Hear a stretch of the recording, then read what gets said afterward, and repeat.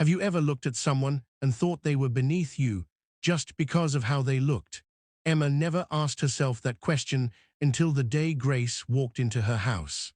It was a bright Monday morning, and the sound of laughter from her baby filled the mansion's hallway. Emma had everything: beauty, money, and the perfect life people envied online. But what she didn't have was patience for people who didn't fit her world. When Grace arrived for the nanny position, her dark skin and humble clothes made Emma uncomfortable. "You've taken care of children before?" Emma asked with a fake smile. Grace nodded softly. "Yes, ma'am, many years." There was something calm yet deep in her voice, something that carried pain and pride together. Daniel, Emma's husband, seemed strangely quiet. His eyes stayed on Grace longer than usual, not with desire, but with recognition he couldn't explain. Over the next few weeks, Grace's presence brought peace to the baby. The child slept better, laughed louder, and even started saying small words. Daniel often said, "Grace has magic in her touch." But every compliment Daniel gave made Emma's jealousy grow. She couldn't stand the way Grace's dark hands held her baby with love and care. Mrs. Thompson whispered to Emma one evening, "You don't need her. People like her don't belong in our world." Those words planted a seed of arrogance that would soon destroy everything. One afternoon, as Grace fed the baby, Emma walked in. She saw Daniel smiling as he watched Grace hum a lullaby. A wave of anger filled her heart. "Enough," she shouted. "You're fired, Grace. Take your things and leave. I can't have someone like you around my child." Grace froze. Her eyes glistened with unshed tears, but she said nothing. She only whispered, "One day you'll understand." Then she quietly left, closing the door behind her. That night, Daniel didn't speak to Emma. He just stared at an old photograph he kept hidden in a drawer, a photo of a woman holding a little boy. The woman looked just like Grace. And that was the night Emma's perfect world began to crumble. Sometimes, the color we hate hides the heart that once protected us. If you want to know the truth behind Grace's mysterious past, don't forget to subscribe, because the truth Emma's about to learn will break her heart in the next chapter. Have you ever hurt someone only to realize later that they were the reason your life was whole? That question haunted Daniel as he sat in silence that night. Emma noticed the way his hands trembled while holding the baby. "Daniel, what's wrong?" she asked, but he didn't reply. Instead, he kept staring at that old photograph, the one of a young boy sitting on the lap of a dark-skinned woman smiling proudly. The next morning, Emma woke up to find Daniel gone. He hadn't taken his car or phone. Her heart raced with worry. She called him again and again, but there was no answer. Hours later, she heard a knock on the door. For a moment, she hoped it was Daniel, but it was Mrs. Thompson, her mother. "You need to stop worrying about that woman," Mrs. Thompson said coldly. "Your husband will come around. People like her always bring drama." But Emma couldn't stop thinking about Grace's last words, "One day you'll understand." They echoed in her mind like a curse. She picked up the photograph Daniel had left on the table and turned it over. On the back, in faded ink, were the words "Me and Mom, 1995. Emma's hands shook. Mom, could it be? The baby started crying, pulling her out of her thoughts. She rushed to comfort him, but realized something strange. He refused to calm down. The only thing that ever soothed him was Grace's humming. Emma sat down, tears filling her eyes as guilt crept into her heart. "What have I done?" she whispered. Just then Daniel returned, his face pale and his eyes red. "Where were you?" Emma asked, her voice breaking. Daniel looked at her with a pain she had never seen before. "I went to see her," he said softly. "Grace." Emma froze. "Why?" she asked, trying to hide her fear. "Because she's my mother," Daniel said, his voice cracking. The world around Emma stopped.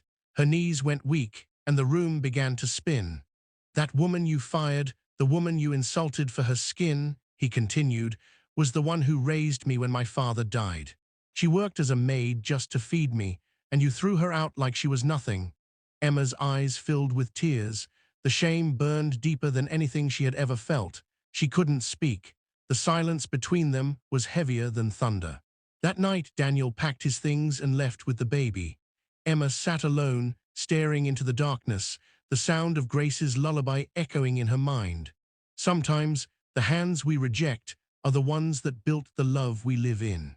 Don't forget to subscribe, because in the next chapter, Emma's desperate search for forgiveness will uncover a truth even darker than she imagined.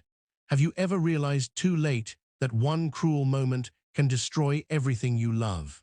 That was the thought haunting Emma as she sat alone in the quiet house. The laughter, the baby's giggles, Daniel's voice, everything was gone. All she could hear now was the echo of her own guilt. Days passed, but Daniel didn't return. Emma tried calling him, texting him, but every message went unanswered.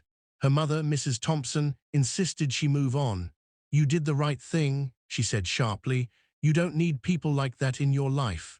But Emma no longer believed that. Every word her mother spoke now felt poisonous. One afternoon, unable to bear it anymore, Emma decided to find Grace.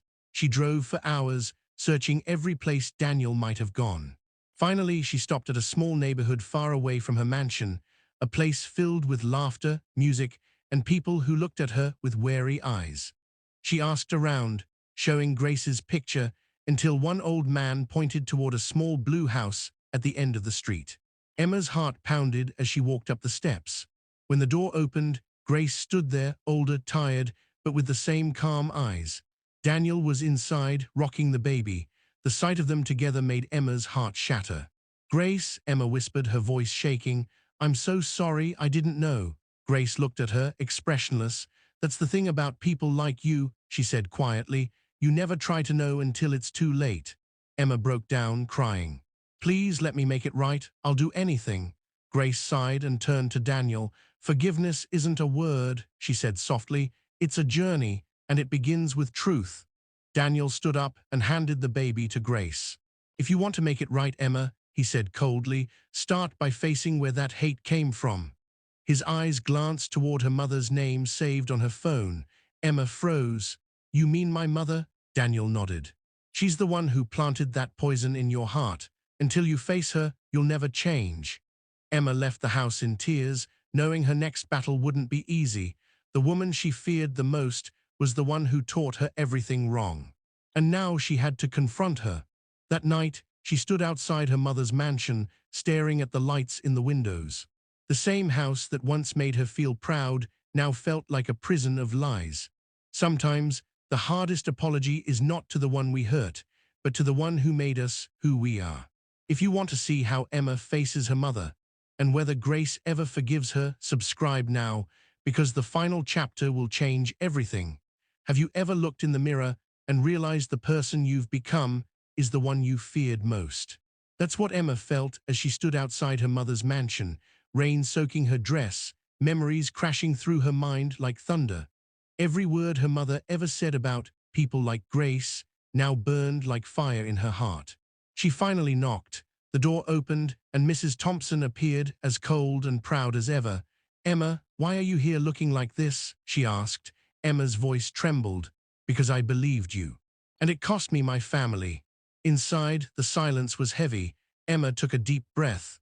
"Mom, do you know what you made me do? You taught me to look down on people who did nothing wrong. You made me fire Grace, the woman who raised Daniel, the woman who once saved his life." Mrs. Thompson frowned. "Grace, that maid." Her words sliced through the room like knives. Emma's eyes filled with tears. "She's not just a maid. She's my mother-in-law, and I threw her out because of you." For the first time, Mrs. Thompson looked shaken. Her hand gripped the chair. She whispered, "I remember her years ago. She worked for the family next door." Emma's voice grew stronger. "She's the same woman, the one you laughed at because of her skin, the one who still had enough love to raise a child into the man I married." Something broke inside Mrs. Thompson. Her eyes glistened as she turned away. "I was wrong," she murmured.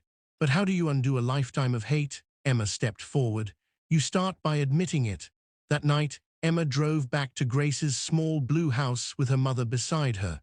Grace opened the door again, confused. Before she could speak, Mrs. Thompson knelt down, an image no one expected to ever see. "I came to apologize," she whispered. "I filled my daughter's heart with poison, but I want to change." Grace's eyes softened. She looked at Emma, then at the baby in Daniel's arms. "You don't heal by words," Grace said gently. "You heal by love." She reached out, her dark hand resting on Mrs. Thompson's trembling one. And for the first time, Generations of pain began to fade. Emma felt her heart lighten. Daniel stepped closer, whispering, "Maybe now our son will grow up in a world kinder than ours." Grace smiled through tears. "Yes, but only if you keep teaching him love, not color." Outside, the rain stopped. A beam of sunlight broke through the clouds, shining on their joined hands. And for the first time, the house felt like home. Sometimes forgiveness isn't about forgetting the past, it's about ending the cycle that began it. If this story touched your heart, subscribe to Stained Humanity and stand with us against racism. Because stories like this can change the world, one heart at a time.